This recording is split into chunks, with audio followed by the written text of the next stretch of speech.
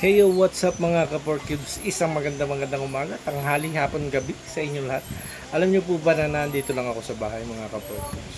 Bali wala po akong biyahe ngayon, ilang araw na buhat ng bagyo kasi walang estudyante at walang biyahe, walang pasahero. So, pero alam niyo, nandito ako sa bahay ngayon. Pinagbaon ako ni Ate Ilang ulam at saka kanin. Gusto niyo natin ito po yung aking baon na ka-workers, dito ako sa bahay pero may baon ako. May ulam. Tingnan natin kung ano yung ulam ko mga ka-workers. Nakakatawa talaga itong asawa ko eh. Umalis kasi yung asawa ko at may pinuntahan siya mga ka-workers. So pinagbaon niya ako. Ako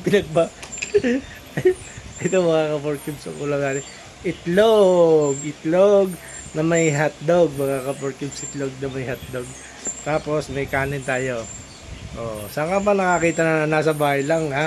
May bugong pa. 'Di ba? Dito lang 'yan sa atin sa Nasugbu. Na may baon tayo, may baon. Salamat sa aking asawa at pinagbaon niya ako ng ng ulam. Wala lang tayo magawa mga ka-porkibs. And I love you all. Sana po ingat kayo lagi. Saan man tayong lupalop ng Maynila. Ng mundo. Pray nyo po sana na hindi man pray nyo po na maging maayos ang lahat sa aking kalusugan at maging sa aking asawa. Maraming salamat po sa inyo at lagi kayong mag-iingat saan man kayong sulok ng mundo.